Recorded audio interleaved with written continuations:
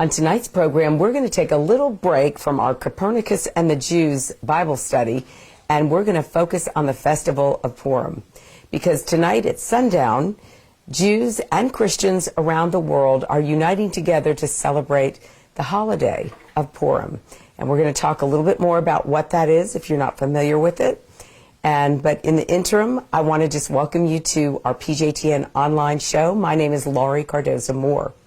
The mission of proclaiming justice to the nations is to educate Christians about their biblical responsibility to stand with our Jewish brethren and defend the state of Israel against the rise of anti-Semitism.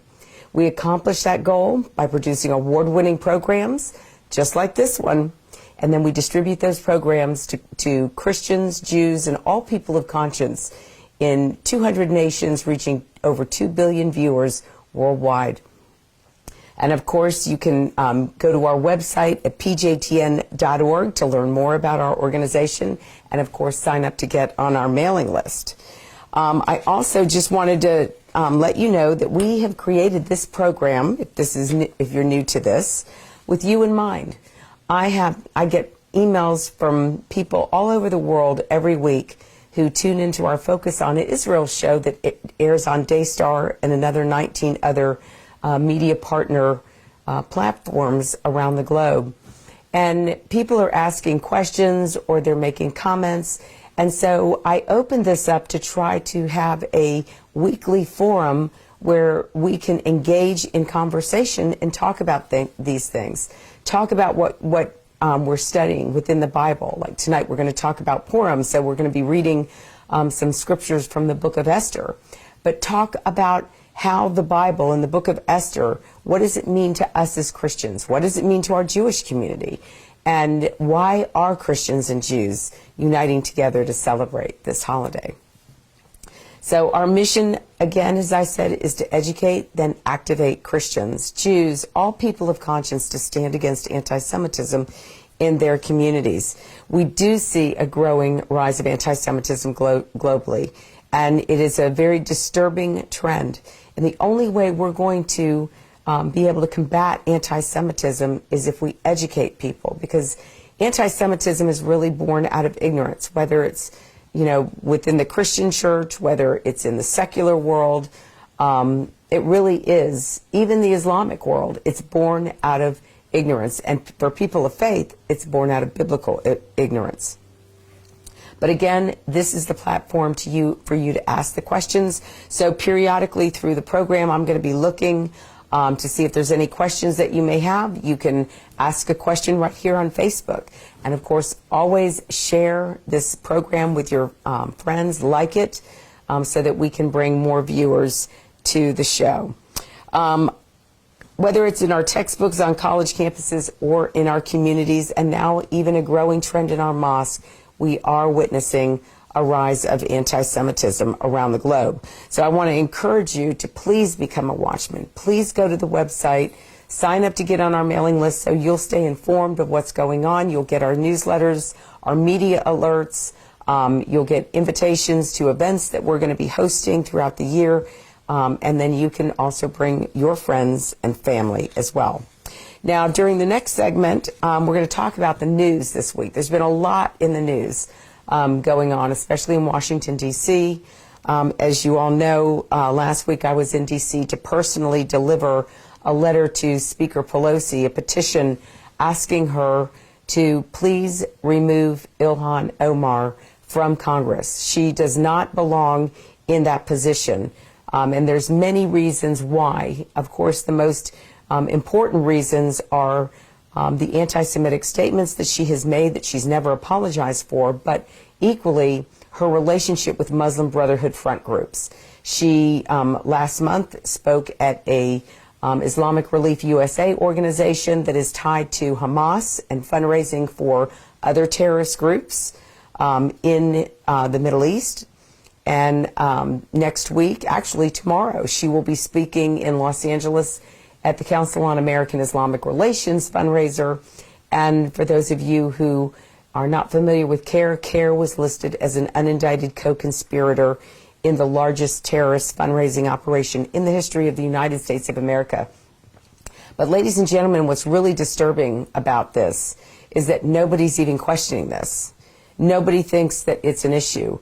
We just received notice that CARE, who has also been engaged in producing instructional materials and using that content to teach our children in our public schools, not only whitewashing the radical Islamic extremists, but also not telling or teaching our children about the Islamic faith or the Muslim faith, teaching our children how to make prayer rugs, how to pray the Shahada prayer, the prayer of conversion, which is unconstitutional.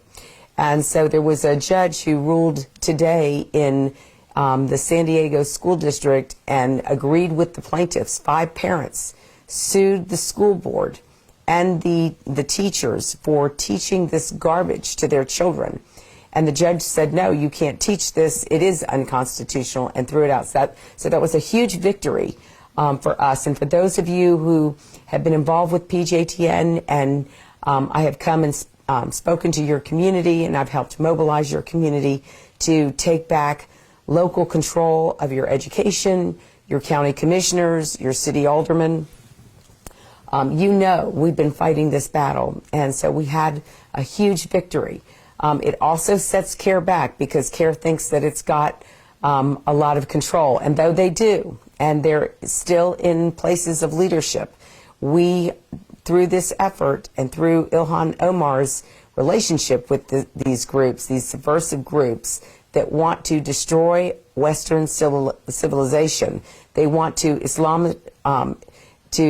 bring Islam to the United States. Their goal is not to be part of our culture. Their goal is to change our culture, and of course that's in a document that was found during the Holy Land Foundation trial of what their it was a memorandum explanation or a memorandum of explanation of what the role or the goal of the Muslim Brotherhood is here in the United States, in North America. So I went to speak with Pelosi. She, of course, was not in her office, but I did speak with their staff, and I left them the petition asking for her to be removed. We also had a letter delivered to the Attorney General, William Barr, asking him to launch the investigation into these subversive groups that she is raising money for. It cannot continue to happen. This is outrageous that this is going on. So we did put out a press release announcing that, and there was a question about that I received an email earlier today from a Christian, actually history teacher, who was disturbed that I was using the term, and I did use the term in this the press release that we released yesterday, I believe it was, that we used the term Christian nationalists. And I want to explain that, ladies and gentlemen, because a lot of people are not familiar with Christian nationalists. If you think back to the time of the Nazis, you know, Germany was a Judeo-Christian nation. You had a nation that was really the nation that gave birth to the Reformation movement within Christianity. And of course, it brought forth the Protestant Reformation, the church, the Protestant churches. There were Catholic churches also in Germany. But there was a group of Christians who followed the Nazis, who followed Hitler. They were called Christian nationalists. And I know it's confusing because, you know, we're nationalists as Americans. We're proud of our country. But we have to explain to our children, we have to clearly differentiate what a Christian nationalist is, and in comparison to what an American nationalist. We're proud Americans. We're proud of our patriotism. We're proud of our nation, our Constitution, our culture, our way of life. So I want to be very clear about what a Christian nationalist is. You know, when Bowers killed those 11 members of the Tree of Life Synagogue in Pittsburgh, he was an avowed Christian nationalist. If Hitler were alive today, he would have been a follower of Hitler. So you would associate him as a white, you know, extremist right-wing, wacko. But I wanted to clarify that for anyone else. And I did send an email back to to our brother and explain to him why I use that term, because that term is being used more and more often, and we have to be able, as Christians, we have to be able to tell people nationalists and Christian nationalists are not the same thing and cannot be confused. So words have meaning and power and implications. So anyhow, I hope that was helpful. We also put out a statement condemning Judge Jeanine. For those of you who've been watching what was going on with Fox, and we're going to watch a real quick clip of what Judge Jeanine said, but just to kind of brief you before we watch this video. Judge Jeanine called into question Ilhan Omar's loyalty. She asked a question. She didn't make a comment. She didn't accuse her. She asked her the question because if you all remember a couple of weeks ago, Ilhan Omar questioned the loyalty of Jewish congressmen to the United States because of their relationship with Israel. Well, that really is an anti-Semitic trope. If we again go back to Germany, that was one of the things that the Germans said about the Jews, that they were not loyal to Germany because they were Jews, and they were loyal to their religion or their hope for Zion, but they weren't loyal to Germany. So she asked the question, and several commentators I have caught, even Rush Limbaugh earlier today, I was listening to the show, and even Rush made the mistake of saying that she made a comment. She didn't make a comment. She asked the question.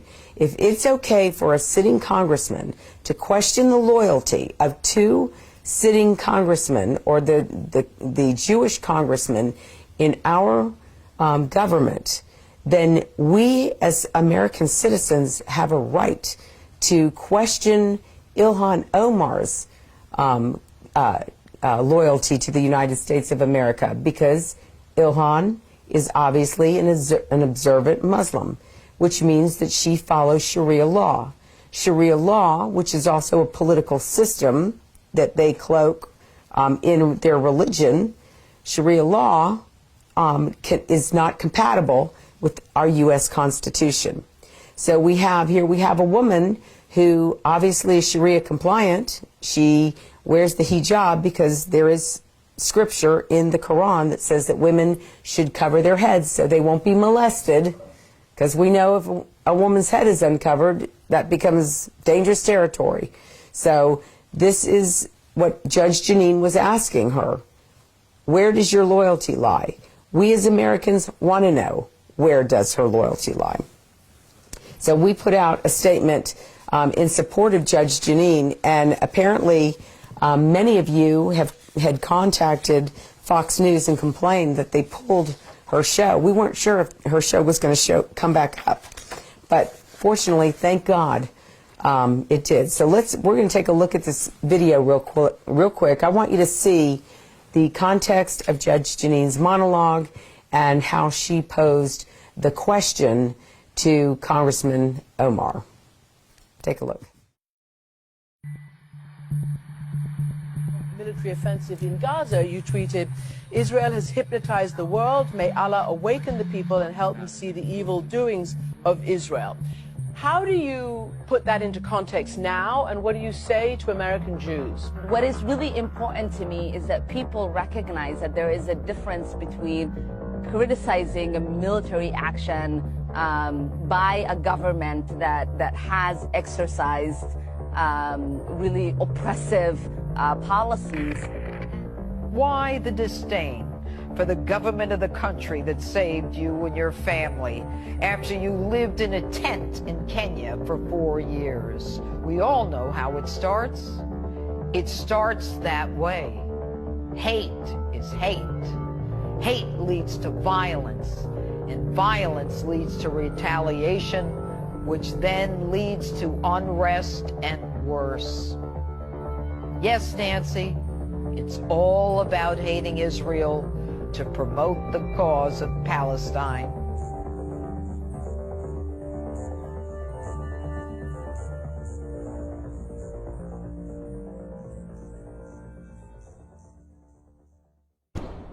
me get this straight. She and her family flee war-torn Somalia, where 500,000 are killed during a civil war, then sent to a refugee camp in Kenya for 4 years. They are then resettled by our government in Virginia to enjoy the cornucopia of rights, privileges, and benefits the United States offers. The she is Congresswoman Ilhan Omar, who represents Minnesota's 5th Congressional District in Congress only about 2 months. But she's gotten attention far beyond Washington for her anti-Semitism. But as early as 2012, she tweeted, quote, "Israel has hypnotized the world. May Allah awaken the people and help them see the evil doings of Israel." Now, after an uproar in her home state, she apologized, pledging to learn more about anti-Semitism. Apparently, she did not. Once in Congress, she continued with her hate-filled anti-Semitic, anti-Israel tropes. First, in defending the BDS, or Boycott, Divest, and Sanction movement, calling for the boycott of events in Israel, and even for the eradication of Israel because of their so-called oppression of Palestine. Shortly thereafter, she tweets, "It's all about the Benjamins, baby." The Benjamins, of course, a clear reference to the $100 bill. Shortly after that, she continues her hate-filled rants, accusing another Democrat congresswoman of having a dual loyalty, pledging allegiance to Israel. She is clever, though, responding with, quote, "I am told I am anti-American if I am not pro-Israel," close quote. The House knew it had to take action. And after a week of chaos on the part of House members trying to figure out if Omar should be reprimanded, identified by name, as well as removed from the powerful Foreign Relations Committee, Speaker Pelosi comes out with a watered-down, dumb, disappointing resolution that neither condemns Omar nor mentions her name. A simple, "We shouldn't hate each other." I don't think our colleague is anti-Semitic. I think she has a different experience in the use of words, doesn't understand that some of them are fraught with meaning that she didn't realize. Nancy, she speaks perfect English. She graduated from a college in the United States. You say she doesn't understand the words? Are you saying she's stupid? That she doesn't understand? Then what the hell is she doing on the prestigious Foreign Relations Committee?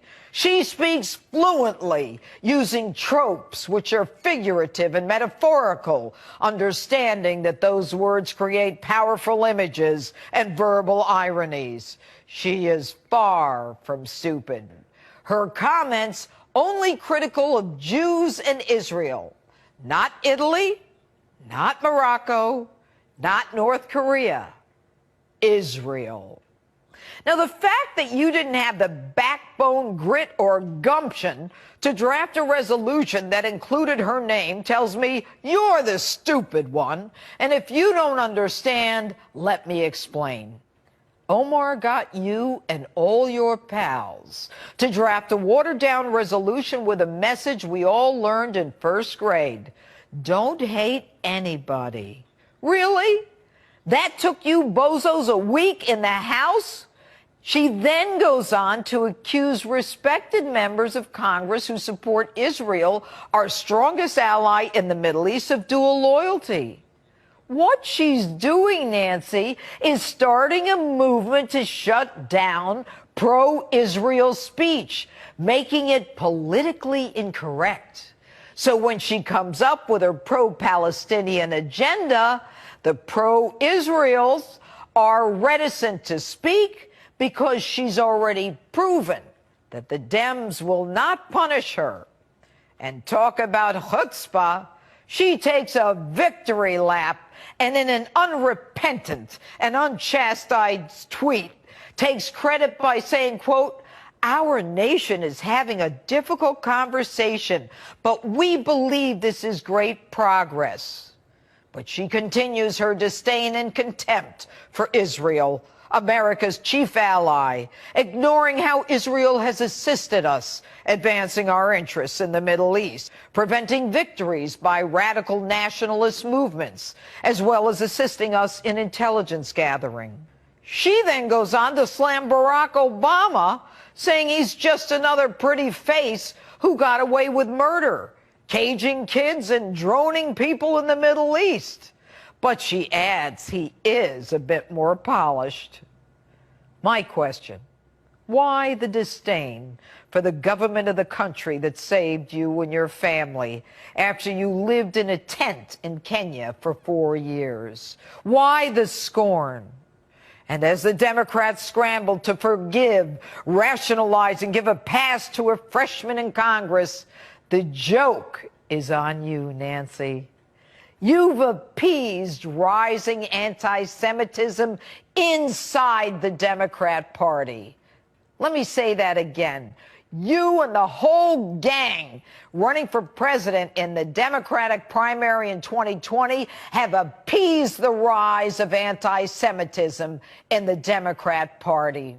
The sad part is that all this is contrary to the tenets of your party, which is so receptive to the LGBTQ community, illegal immigrants, refugees, and on and on. This is not who your party is. Your party is not anti-Israel. She is. Think about this. She's not getting this anti-Israel sentiment doctrine from the Democrat Party. So if it's not rooted in the party, where is she getting it from? Think about it. Omar wears a hijab, which according to the Quran 33:59 tells women to cover so they won't get molested. Is her adherence to this Islamic doctrine indicative of her adherence to Sharia law, which in itself is antithetical to the United States Constitution? I don't have to tell you, Nancy.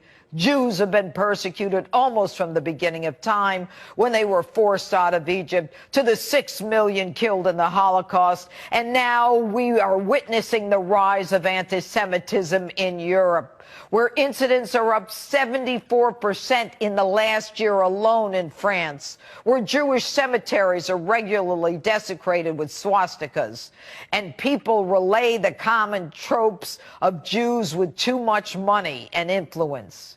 We all know how it starts. It starts that way. Hate is hate. Hate leads to violence, and violence leads to retaliation, which then leads to unrest and worse.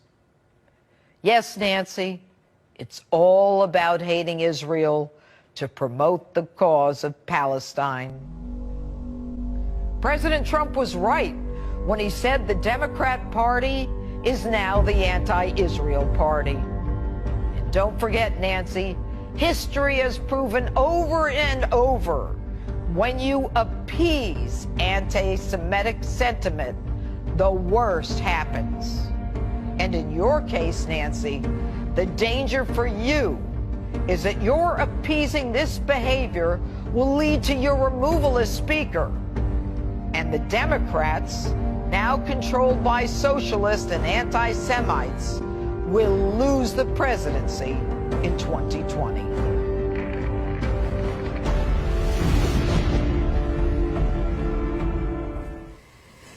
It's a very alarming video, but it's a very sobering message. And the only thing that I would add to what Judge Janine said was I would like to ask Ilhan Omar where her loyalty does lie as it pertains to the Muslim Brotherhood front groups that she's raising money for. Because to me, that speaks volumes, that she would work to raise money for two groups who have known ties to Hamas. And she is a sitting member of Congress, ladies and gentlemen. This is so dangerous, what's happened to our country. And we don't know what's going to happen to the Democrat Party. But But I'm telling you, the favor of God will not rest upon it. In fact, with the leadership of Nancy Pelosi and her unwillingness to take action, I'm sure many of you heard that it took them a week to pass a resolution. And then within the resolution, they wouldn't even call out the very anti-Semite who they were creating the resolution for.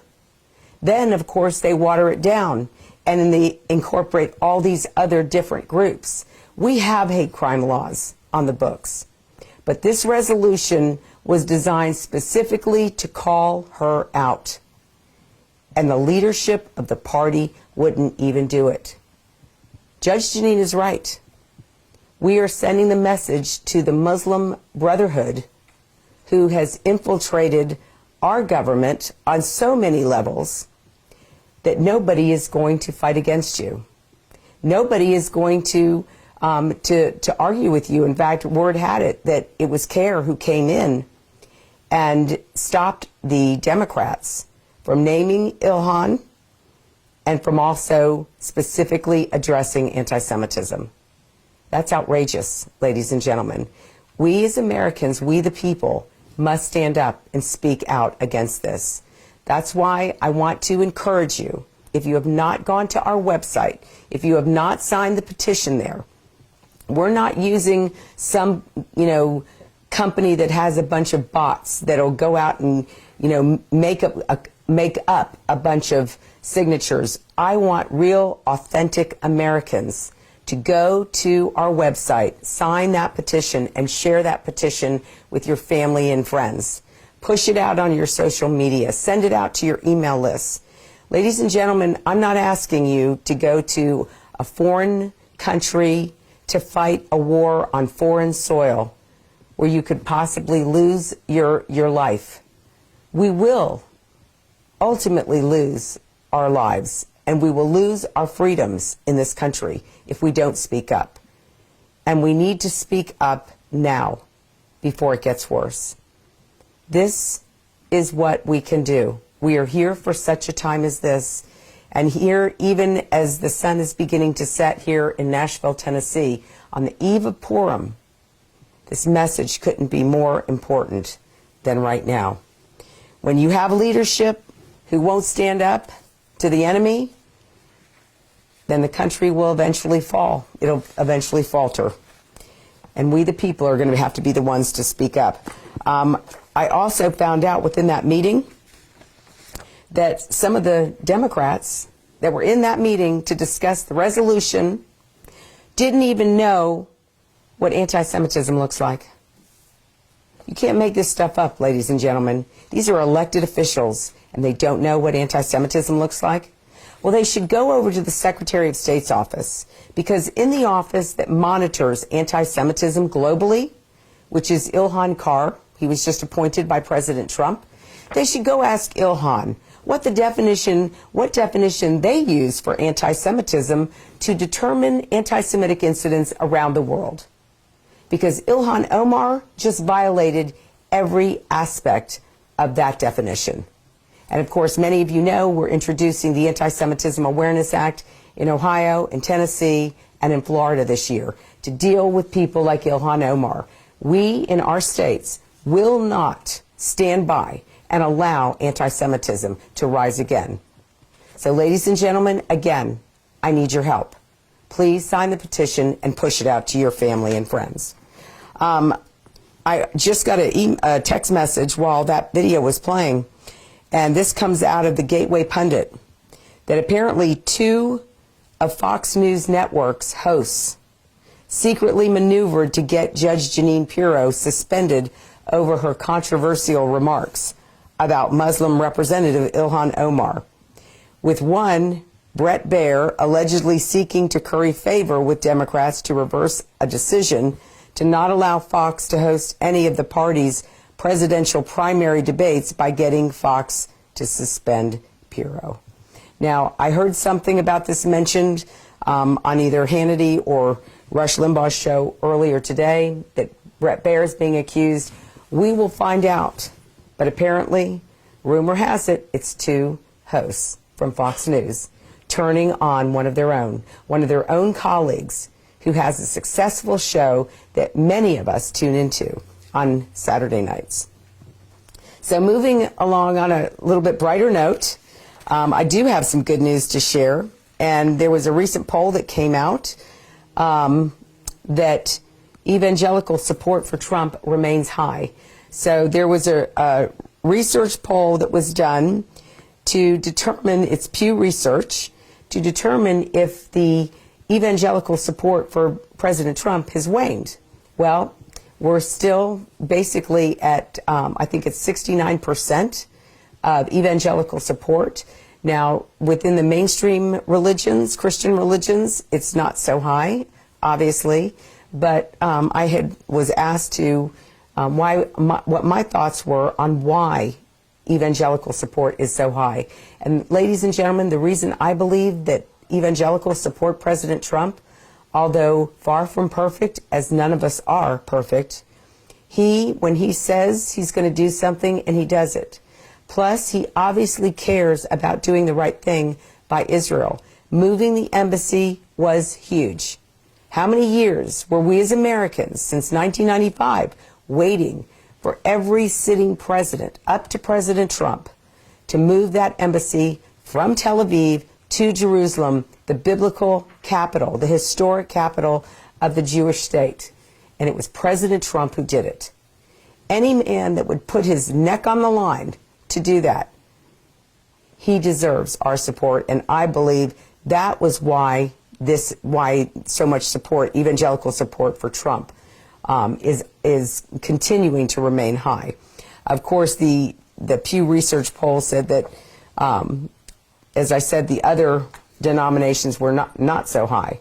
Another poll, the Gallup poll that just came out recently, polled Americans. And in general, when Americans were polled about Israel, a total favorable number was 69%. So it's very similar to what we're seeing with evangelical Christian support. Americans, because, ladies and gentlemen, we all know America is a Judeo-Christian nation. The majority of Americans are Christians. And many of those Christians are people of faith. They read their Bible, and they believe that if God says it, he's going to fulfill it.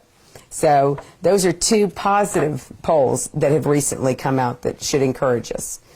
And now for a little bit more of a disturbing article that was given to me earlier today.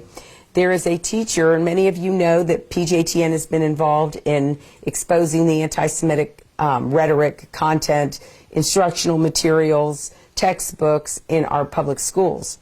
Well, there is a teacher in Winston-Salem, North Carolina, who was giving classroom lessons on the synagogue of Satan and the Satanic Jew.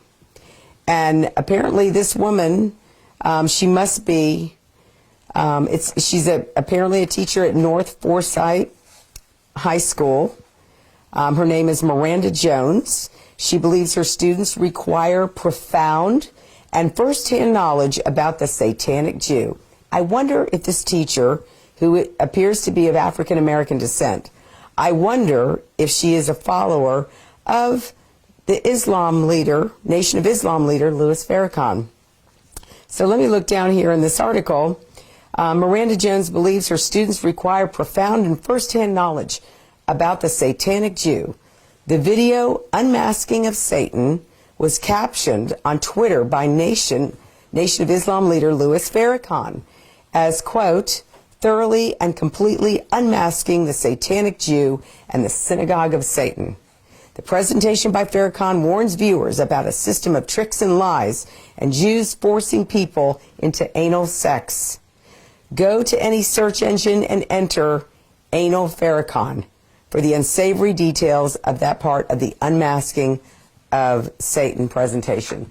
Ladies and gentlemen, this is disgusting. This is disgusting that a teacher is teaching this garbage, lies, from the protocols of the learned elders of Zion to children in Winston-Salem. We had an incident here in Tennessee in Northeast Tennessee a couple of years ago where a teacher downloaded a document from Louis Farrakhan's website to teach about Mount Rushmore. And of course, it was completely inaccurate and hate-filled about America and every one of our leaders. So this is what's happening in our schools. So if you have children in the public school system, I want to encourage you. You need to be paying attention to what your children are being educated with, what they're being taught, because I'm telling you, it's outrageous. If I were parents and this was their teacher, I'm going to look into this tomorrow to see what was done to the teacher and how she was dealt with. But anyhow, this is America that we live in. This is crazy. Moving on, I also want to talk about the growing trend of anti-Semitism. You know our mission is to focus on exposing anti-Semitism and mobilizing Christians, Jews, and all people of conscience to stand against it in our community. So I received a dossier earlier from the Clarion Project about the growing number of anti-Semitic sermons being preached from mosques right here in the United States of America. Do we have a problem with the growing number of Islamists who are preaching hate in their mosques? Let's take a look and see. אנטישמיות לא רק בקרב האסלאם הקיצוני באירופה, אלא גם במסגדים בארצות הברית. צבי יחזקאלי, פרשננו לענייני ערבים, ערב טוב. ערב טוב. אתה מביא פרויקט מיוחד של תיעוד הסתה במרכזים אסלאמיים ברחבי צפון אמריקה. נכון, זה מתבסס על דוח של ארגון ממרי שעקב במשך שנה וחצי אחרי יותר מ100 דרשנים. מעניין לראות שכשהייתי בשנה שעברה בארצות הברית בזהות בדויה, השיח הג'יהאדיסטי היה הדבר הכי הסתה במסגדים. היום אנחנו שומעים יותר ויותר דרשנים מדברים על היהודים, על זה שהם שולטים בכלכלה, זה שצריך להרוג אותם ממש מה שראינו בצרפת לפני 15 שנה, קורה בארצות הברית. הנה הכתבה, ממש פרויקט רחב על כל המסגדים ועל השפה שעברה ממש מהמזרח התיכון לאירופה וארצות הברית. הנה.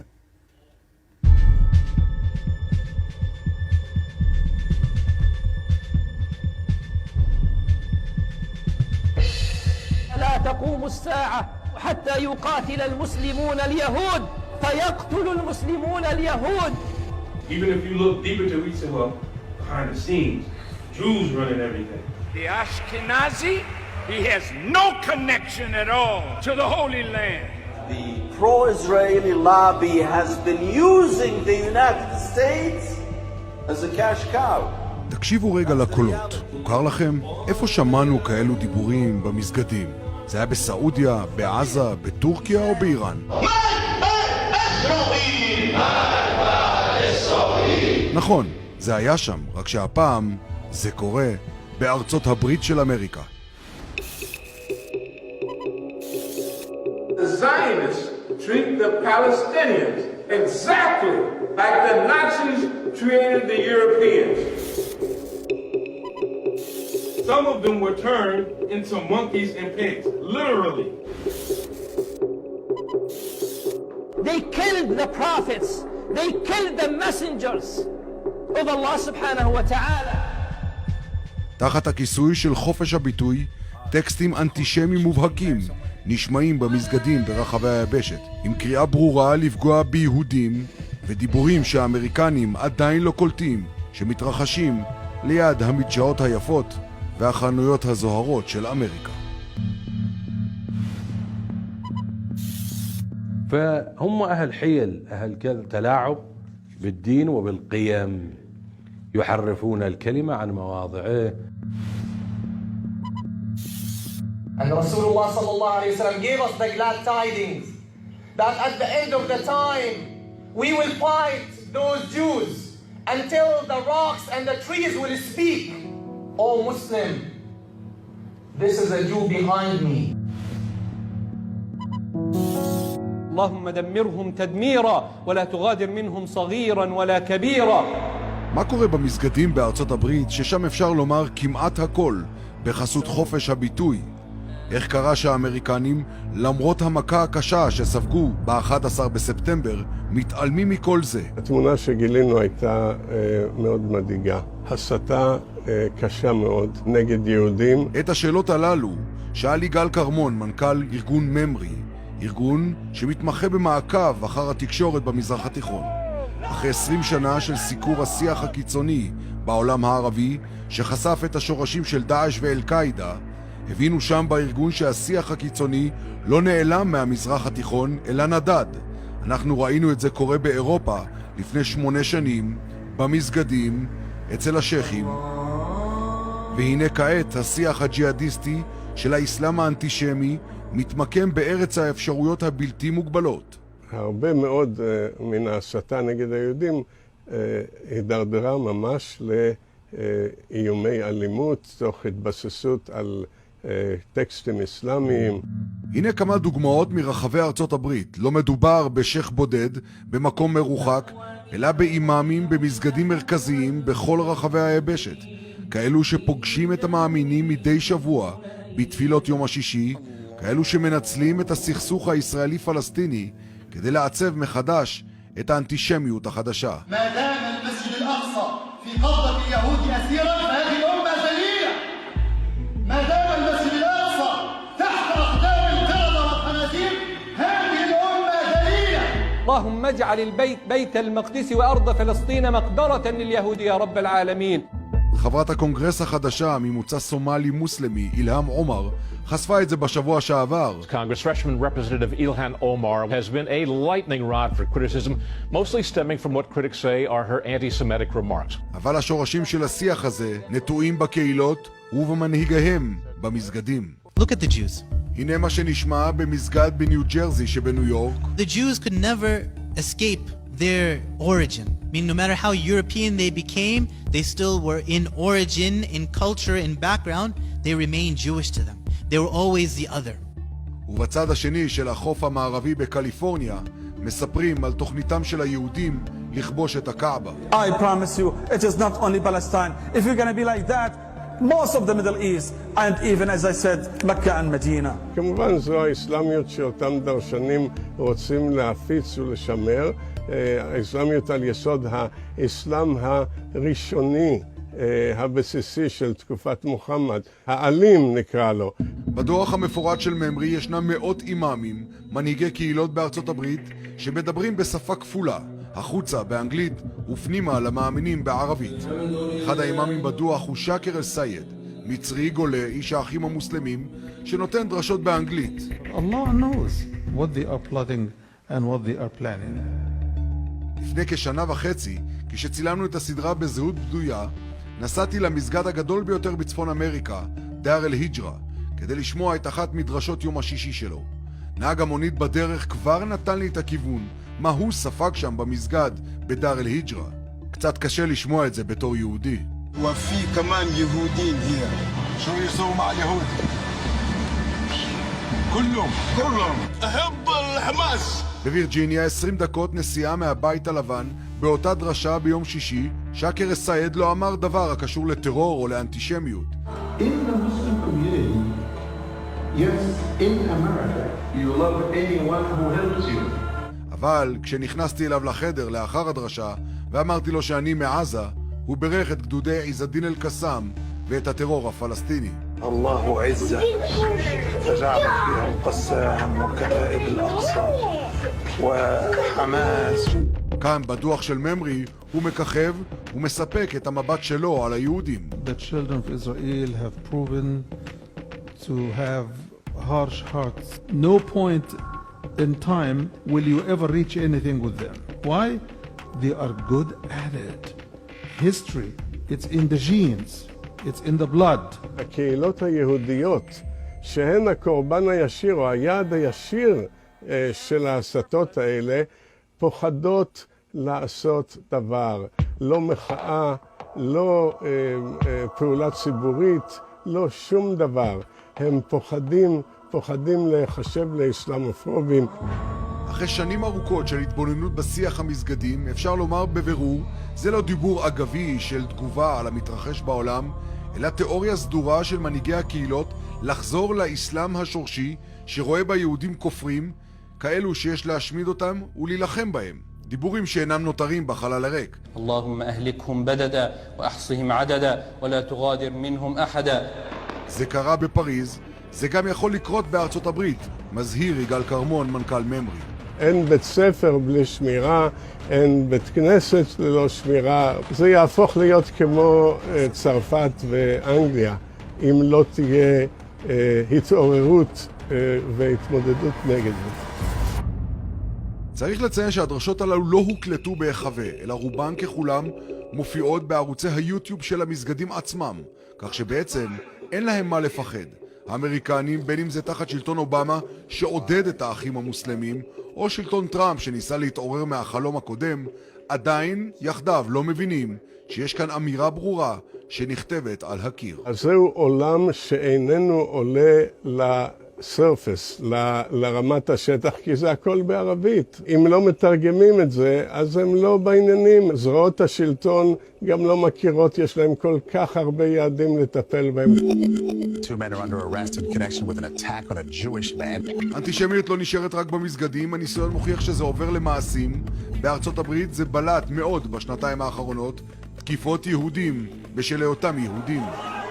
מעניין לראות שדווקא במזרח התיכון, שהתפכח מהחלום האסלאמי של האביב הערבי, שנכווה מאותה אש קיצונית של דאעש והאחים המוסלמים, מפקח יותר על המסגדים. ישנן מדינות ערביות כמו סעודיה, מצרים וירדן שאוסרות לדבר נגד יהודים במסגדים, ואילו במערב, בחסות חופש הביטוי, האנטישמיות נודדת מערבה מהמזרח התיכון המתמוטט אל אירופה, ומתבססת באחרונה גם בארצות הברית, מבלי שאף אחד יקלוט את היבוא החדש מהמזרח התיכון. צבי, כבר לפני עשור חשפת שיח אנטישמי, גם ג'יהאדיסטי, דומה מאוד באירופה, עכשיו זה קורה בארצות הברית, לפחות צלילים דומים. נכון. האמריקנים ערוכים להתמודד עם זה? תראי, שביקרתי שם, ביקשו האמריקאים, ביקשתי את הסיוע, הם אמרו לי בוא תיפגש עם היחידה למוניטורינג, למעקב אחרי מסגדים. גיליתי שאף אחד שם לא מדבר ערבית. אז שאלתם, רגע, איך אתם עוקבים אחרי מסגדים? רק מה שיש באנגלית. יש עדיין לאמריקאים, למרות כל העבר שלהם עם הטרור, חוסר יכולת להיכנס פנימה אל תוך השיח הזה, וזה כתוב על הקיר. מבחינתי אני ראיתי את זה, זה פשוט אבולוציוני, איך שזה קרה קודם במזרח התיכון.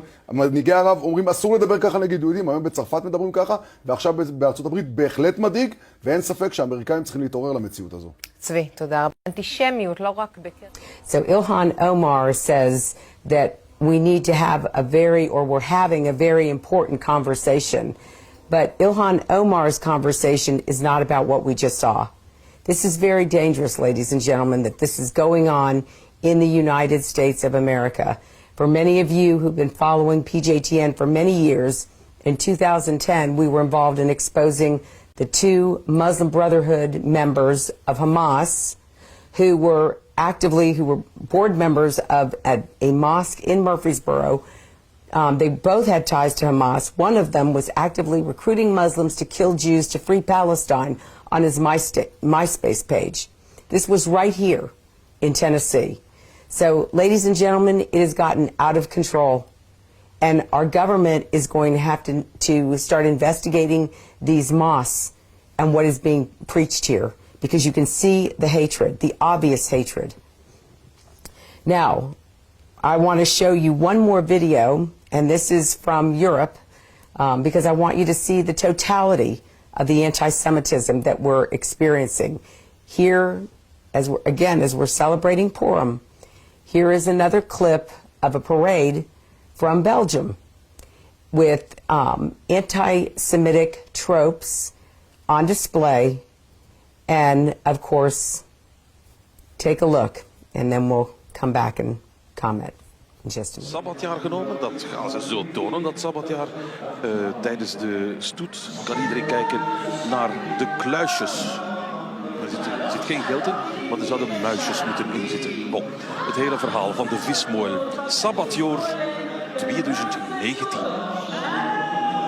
Shalom makers, ai was schokkers.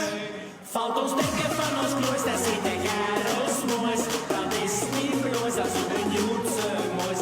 En wij dansen en wij springen richting Joede man. Van de roze Jood, dat is nog extra vet.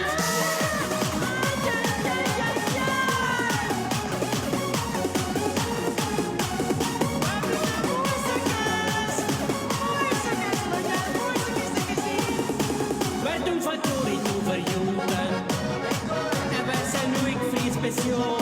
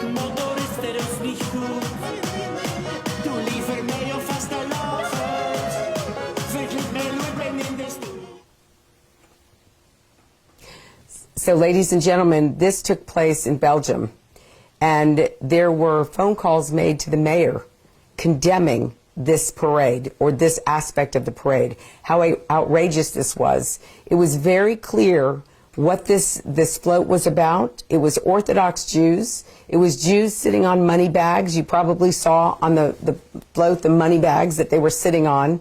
There was a rat in one of the scenes. I was watching the people as this float was going by, and they're all singing Shalom. It was very clear. They wanted the audience to know who they were referencing. It was the Jews. And the mayor of the city wouldn't even condemn the float. He didn't have a problem with it. This type of garbage is going on again today in our lifetime. Ladies and gentlemen, we're not an unsophisticated world. We're not living back, pre, airplanes and pre-ships, and, we're living in a modern time. We have modern technology. We have intelligent people. We have some of the best universities around the world, although that can be questioned now. But this type of activity is still going on. And you think that we would have learned from it. But it's true. There is nothing new under the sun, which is going to lead me into our quick Bible study on about Purim and about Queen Esther and about this holiday and how we should learn from this holiday about what we can do to stand against this hatred in our community. But before we do that, we're going to take a quick break to show you another way that you can support PJTN and help us get this message out around the globe. Take a look. This month marks the 70th anniversary of the historic Declaration of the State of Israel. God's sovereign hand can be seen all over this land. Included in the celebrations is the opening of the American Embassy right here in Jerusalem. In honor of this celebration, PJTN is offering a special 70th anniversary package, which includes a captivating new book and an award-winning DVD. Israel Rising is a unique visual story of Israel's miraculous journey from unforgiving desert to thriving nation. Thousands of years ago, the prophet Ezekiel foretold a future time in which the arid land of Israel would come alive for its people. Now this breathtaking book documents the fulfillment of this vision, as rarely seen photographs from the 1880s to the 1940s are juxtaposed with recent photos of the same locations. This book will inspire and captivate you as it illuminates Israel's foretold awakening in a new and unforgettable way. In addition, you'll receive the award-winning documentary, Israel Indivisible, The Case for the Ancient Homeland. This inspiring film examines the many political twists and turns that make Israel the world's most controversial nation. From Abraham and the Promise to the issues facing the Jewish state today, the film examines the historical, archaeological, legal, and biblical foundations for the modern state of Israel. This is a limited time offer for these two remarkable resources for just a one-time gift of $70 today. Your generous donation will help ensure that PJTN stays on the front lines and in the headlines of all the important issues facing Israel and our Jewish brethren. So please go to pjtn.org today. Okay, ladies and gentlemen, welcome back. I want to encourage you to, if you have your Bibles close, to open up to the book of Esther. I'm going to give you a couple of minutes. And we're going to talk a little bit about the Purim story, and a warning of enemies who seek our destruction assumes such powerful relevance even today in light of everything that we're dealing with. But this article that I'm going to share with you, it was written by Rabbi Benjamin Bleck with aish.com, AISH.com. They're a great resource if you ever want to go and just do a study and read some of the articles that are posted there. I find it very informative and very helpful for the work that I do. I think you'll enjoy it as well. So as you're looking for the book of Esther, I'm just going to share with you what Rabbi Benjamin Bleck shared in this Ilan Omar, the Benjamins, and Purim today. George Eliot is credited with saying history repeats itself. Mark Twain sharply improved on it with his observation that history doesn't repeat itself, but it does rhyme. No matter how much things may change, one constant always remains: the Hamans of the world, the Jew haters who seek to destroy, to murder, and to bring an end to all Jews, from young to old, are somehow forever with us. It was foretold in the Torah, in the first battle against Amalek, prototype of the anti-Semite throughout the ages. We are informed that although the Jews won the fight, Joshua only weakened our enemy. Amalek survived. He continues to plague us in many disguises. Mass, which have become part of Purim ritual, to remind us that people often conceal their true intentions under the guise of noble goals, even as they plot the genocide of our people. What happened in Shushan is the story of our people throughout the ages. It isn't just ancient Persia, the persecutions and the pogroms of the Middle Ages, or even the Holocaust of the 20th century. Tragically, it is the story once again of our own times.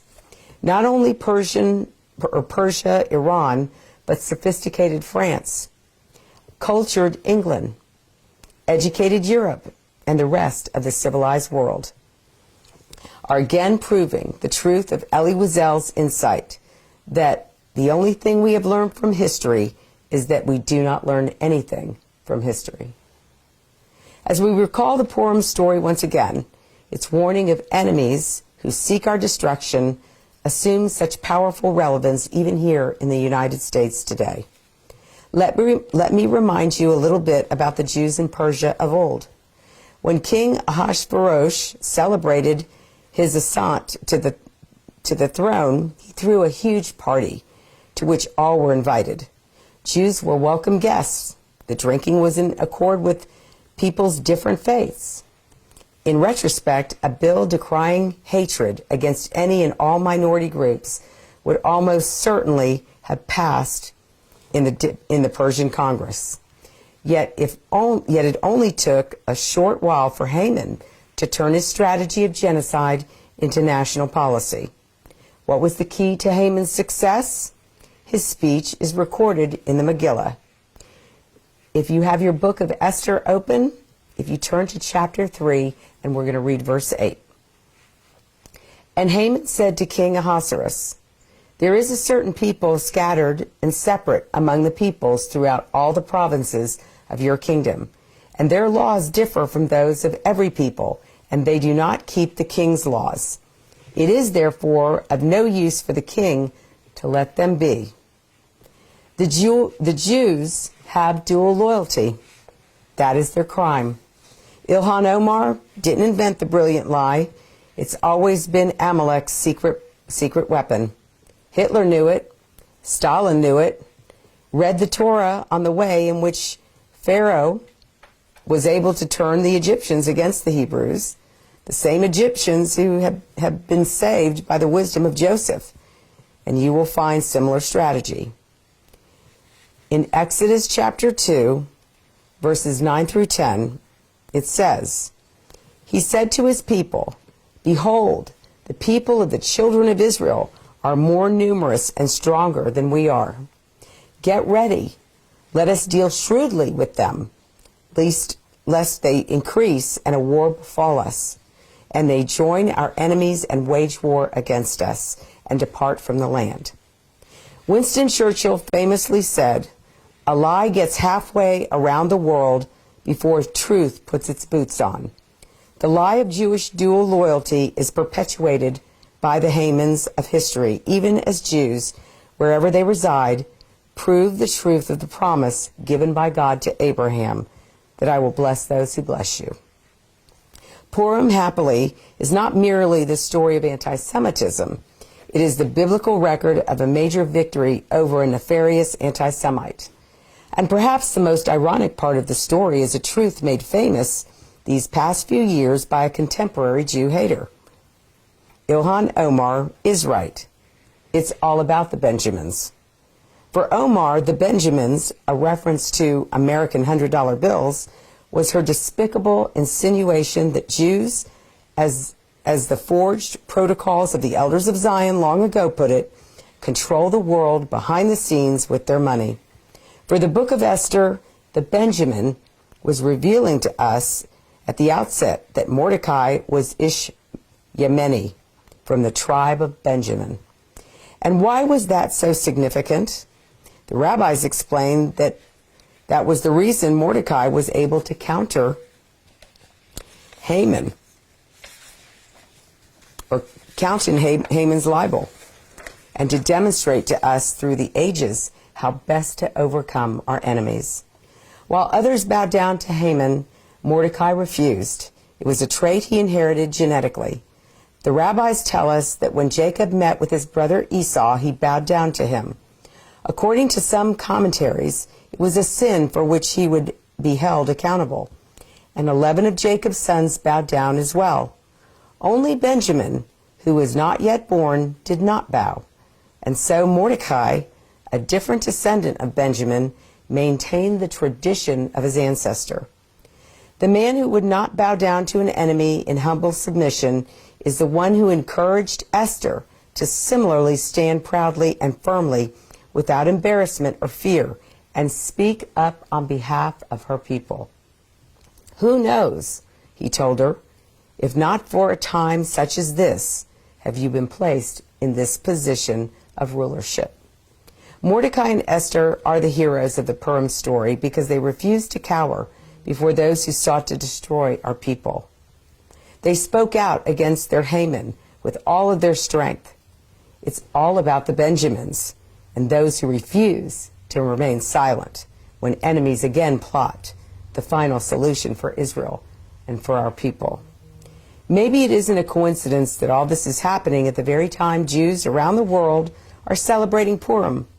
History records not only the recurring story of anti-Semites and anti-Semitism, it also confirms the divine intervention that has invariably assured our survival.